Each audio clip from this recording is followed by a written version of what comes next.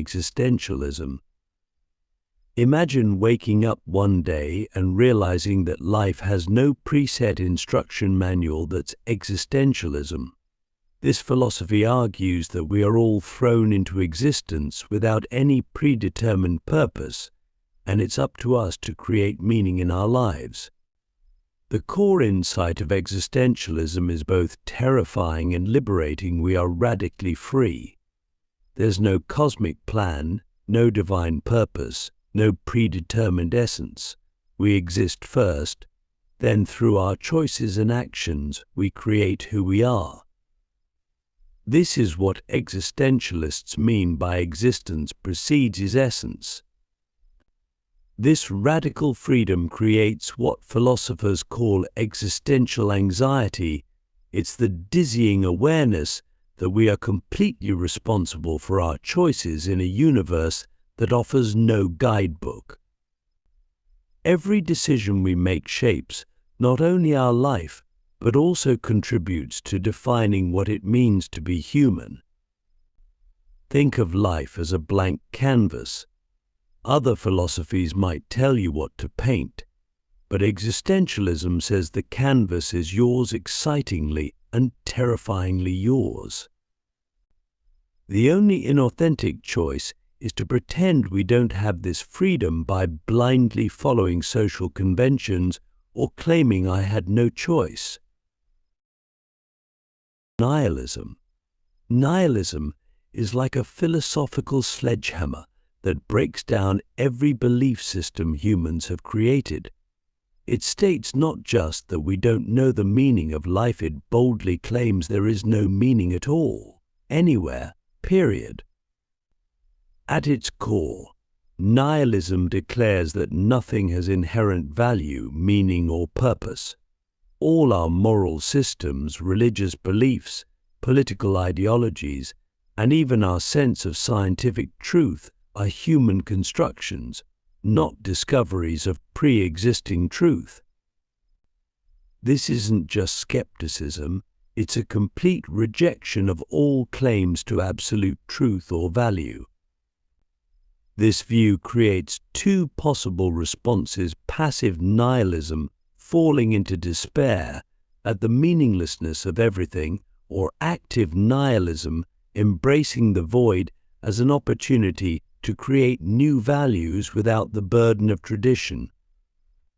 Friedrich Nietzsche, who deeply explored nihilism, advocated for the latter approach.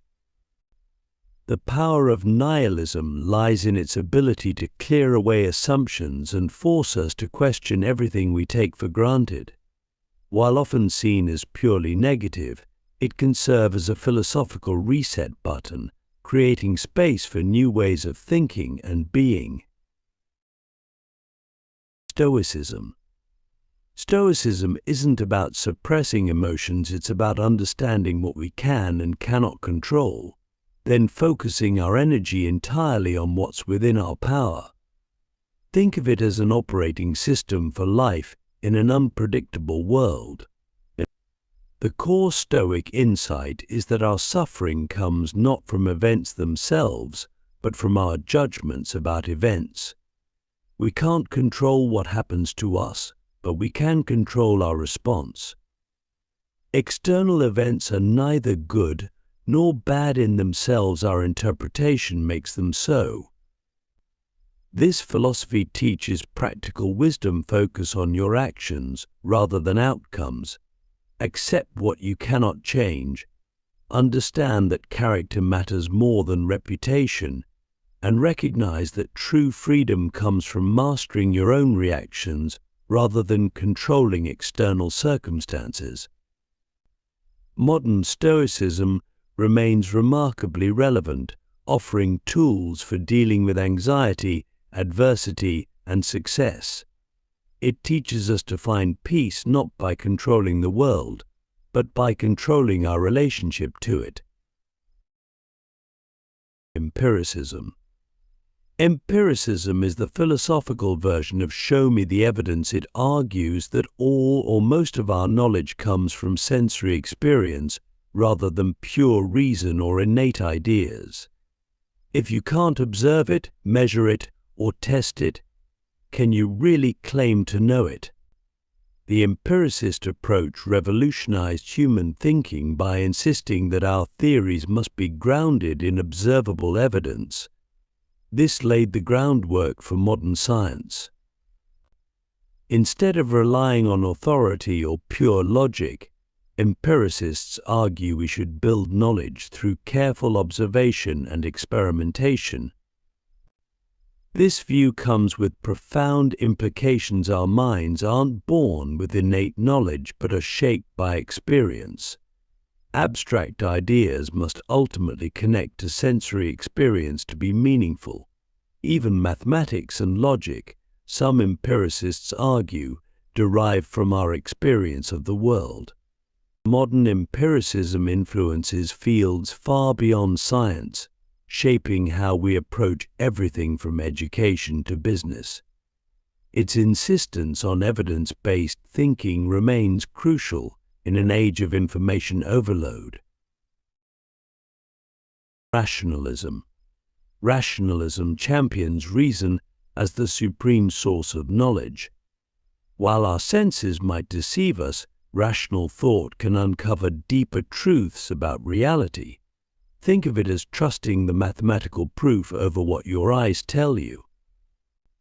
The rationalist core belief is that certain fundamental truths can be known through pure reason alone, independent of sensory experience.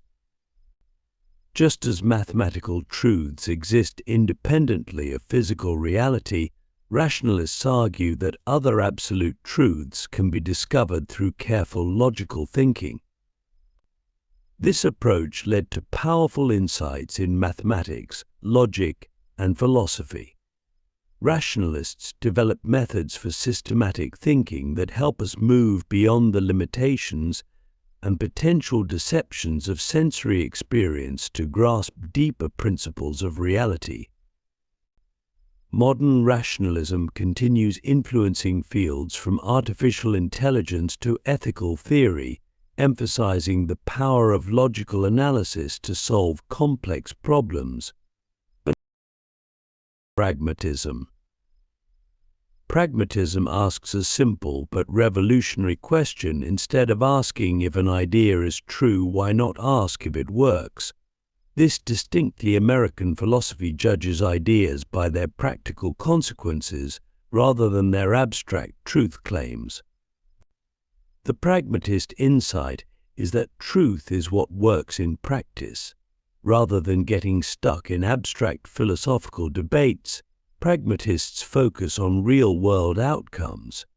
An idea is true if it helps us navigate reality effectively, solve problems, and achieve our goals. This approach transforms how we think about knowledge and truth.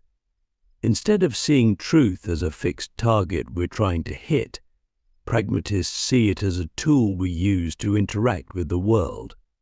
Scientific theories, moral principles, and religious beliefs are judged by their practical effects rather than their correspondence to an ultimate reality. Modern pragmatism offers valuable insights for addressing complex problems, suggesting we focus on what works rather than getting trapped in ideological debates. Humanism. Humanism places human beings at the center of philosophical thinking, emphasizing our capacity for reason, ethical behavior, and self-determination without the need for divine guidance. It's a philosophy that says humans can be good without gods and find meaning without mythology. At its heart, humanism represents a profound optimism about human potential. While acknowledging our flaws and limitations, humanists believe in our capacity for moral progress, scientific understanding, and creating meaningful lives through reason and compassion. This isn't blind faith in human nature, but a reasoned confidence based on historical evidence of human achievement and progress. The humanist worldview has several key components. First, it emphasizes empirical evidence and scientific thinking over supernatural explanations. Second, it promotes ethical behavior based on human welfare and reason rather than divine commands. Third, it advocates for human rights and dignity, seeing each person as inherently valuable regardless of their beliefs or background. Modern humanism continues evolving, addressing contemporary challenges like artificial intelligence, environmental crisis, and social justice. It offers a framework for thinking about human flourishing that combines scientific rationality with ethical concern for human welfare. In an age of religious conflict and technological change, humanist perspectives on human dignity and rational progress remain especially relevant. Materialism. Materialism argues that everything in the universe, including consciousness, thoughts, and emotions, can be explained through physical matter and its interactions. It's a philosophy that says you don't need spirits, souls, or supernatural forces to explain reality. Atoms and energy are enough. The materialist viewpoint has profound implications. If everything is material, then consciousness itself must emerge from physical brain processes. Free will might be an illusion created by complex neural networks. Even our highest thoughts and most sublime experiences are, ultimately, sophisticated arrangements of matter and energy. This perspective has become increasingly powerful as science reveals more about the physical basis of mental phenomena. Neuroscience shows how thoughts and feelings correspond to brain states. Physics describes a universe that operates according to natural laws without need for supernatural intervention.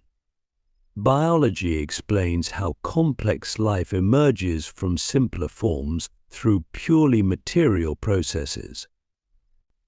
Yet materialism faces challenging questions. How exactly does consciousness emerge from matter? Can physical explanations capture the subjective experience of being alive? Modern materialists continue wrestling with these issues while maintaining that physical reality is ultimately all there is. Their insights help us understand everything from human behavior to cosmic evolution. Idealism. Idealism turns materialism on its head, arguing that consciousness or mind is the fundamental reality and physical matter is secondary or even illusory. Think of the universe not as a giant machine, but as a grand thought or idea. The idealist perspective suggests that what we call reality is fundamentally mental or spiritual in nature. Physical objects exist only as ideas or experiences in minds, either our individual mind's subjective idealism or a universal mind or consciousness absolute idealism. This isn't saying the physical world isn't real, but rather that its true nature is mental rather than material. This view has profound implications for how we understand consciousness, knowledge, and reality itself. If mind is primary, then consciousness isn't something that emerged from matter, but is built into the fabric of reality. Our individual consciousness might be part of a larger universal consciousness or mind. Modern idealism has evolved to engage with quantum physics, which suggests reality might be more mind-like than we thought, and with questions about artificial intelligence and consciousness. While less popular than materialism in scientific circles, idealist perspectives continue offering important insights about the nature of mind and reality. For absurdism, absurdism identifies a fundamental conflict at the heart of human existence, our desperate search for meaning in a universe that offers none. Unlike nihilism, which simply declares life meaningless, absurdism focuses on the tension between our need for meaning and the world's cold silence. The absurdist hero, according to philosopher Albert Camus, is like Sisyphus eternally rolling his boulder up the hill. We know our search for meaning will never succeed, yet we continue anyway. The truly absurd response isn't despair or suicide, but to embrace this condition with a kind of joyful defiance. What makes absurdism particularly powerful is its response to meaninglessness. Instead of falling into despair like the nihilist or creating artificial meaning like the existentialist, the absurdist embraces the absurd condition while continuing to live and search for meaning. It's about finding joy in the very act of searching, even while knowing the search is futile. Modern absurdism offers unique insights into contemporary life, where traditional sources of meaning have eroded, but the human need for purpose remains. It suggests that authentic living means embracing rather than denying life's fundamental absurdity. Utilitarianism. Utilitarianism offers a seemingly simple solution to moral problems. The right action is the one that produces the greatest good for the greatest number of people. It's a philosophical attempt to make ethics as objective as mathematics by focusing on measurable outcomes rather than abstract rules. At its core, utilitarianism is about consequences. Unlike moral systems based on rules or duties, it judges actions solely by their results. Good intentions aren't enough. What matters is the actual impact on human and sometimes animal well-being or happiness. This leads to radical conclusions. If telling a lie would save lives, the utilitarian would say lie. The challenge comes in defining and measuring. Good classical utilitarians like Jeremy Bentham focused on happiness or pleasure. Modern versions consider broader concepts like preference, satisfaction, or well-being. This raises complex questions. How do we compare different types of pleasure or pain? Should we count future people? How do we balance individual rights against collective welfare? Despite these challenges, utilitarian thinking deeply influences modern policy making, economics, and ethical debates. Its emphasis on quantifiable outcomes and impartial consideration of everyone's welfare provides valuable tools for addressing global challenges like poverty, climate change, and animal welfare. Hedonism. Hedonism isn't just about mindless pleasure seeking. It's a sophisticated philosophical position arguing that pleasure is the only intrinsic good and pain the only intrinsic evil. Everything else, from money to morality, has value only insofar as it produces pleasure or reduces pain. The hedonist insight goes deeper than most realize. It questions why we value anything if not for its contribution to our well-being or happiness. Even seemingly non-pleasurable pursuits like knowledge or virtue, hedonists argue, are valuable only because they lead to more sophisticated or lasting forms of pleasure. Modern hedonistic philosophy distinguishes between different types of pleasure and different timescales. It's not about pursuing immediate sensual gratification at the expense of long-term happiness. Instead, it's about understanding pleasure in its fullest sense including intellectual, artistic, and spiritual pleasures, and organizing life to maximize overall enjoyment while minimizing suffering. This perspective remains relevant today, challenging our assumptions about work, success, and the good life. In an age of increasing stress and anxiety, hedonism's focus on human happiness and well-being offers important insights about how we might live better. Skepticism. Skepticism isn't just doubt, it's a sophisticated philosophical approach that questions everything, including our most basic assumptions about knowledge and reality. The skeptic asks, how do you know what you think you know? Can you be certain of anything at all? The skeptical method involves systematically questioning every claim to knowledge. How do we know our senses are reliable? How can we be sure we're not dreaming right now? Even if we trust our senses, how can we be certain our reasoning is valid? These aren't just abstract puzzles, they're fundamental challenges to human knowledge. Modern skepticism has evolved beyond pure doubt into a powerful tool for critical thinking.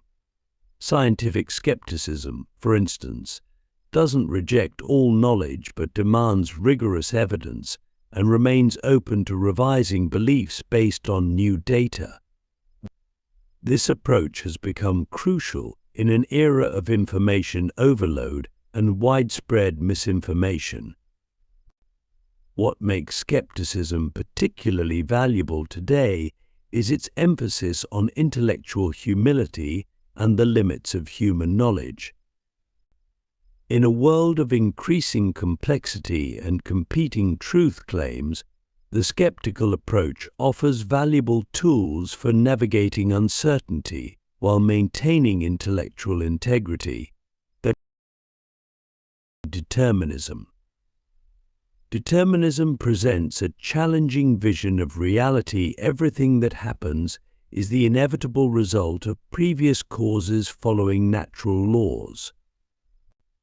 In this view, free will is an illusion. Our thoughts, choices, and actions are all predetermined by the chain of causation stretching back to the beginning of time. This perspective raises profound questions about human responsibility and meaning. If our actions are predetermined, can we be morally responsible for them? If our future is already set, do our choices matter? Determinists argue that understanding our lack of free will doesn't eliminate responsibility, but changes how we think about it. Modern determinism has been strengthened by scientific discoveries showing how our thoughts and behaviors are influenced by genetics, environment, and unconscious brain processes. Yet it also faces new challenges from quantum mechanics, which suggests some events might be truly random rather than determined. The determinist perspective offers important insights for everything from criminal justice to personal development. It suggests focusing less on blame and more on understanding causes and creating better conditions for desired outcomes. Phenomenology. Phenomenology takes a radical approach to understanding reality. Instead of theorizing about what exists out there, it focuses on analyzing consciousness and direct human experience. It asks, how do things actually appear to us in our lived experience?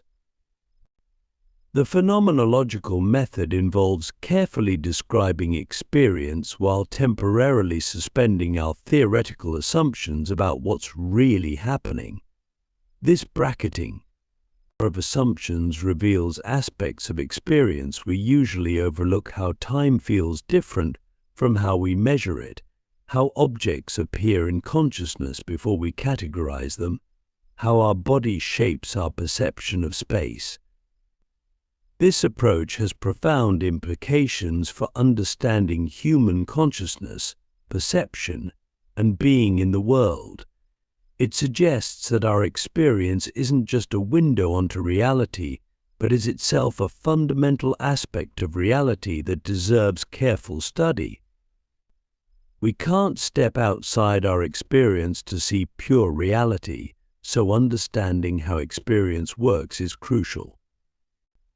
Modern phenomenology influences fields from psychiatry to artificial intelligence design. Its insights about human experience help us understand everything from mental illness to how we interact with technology.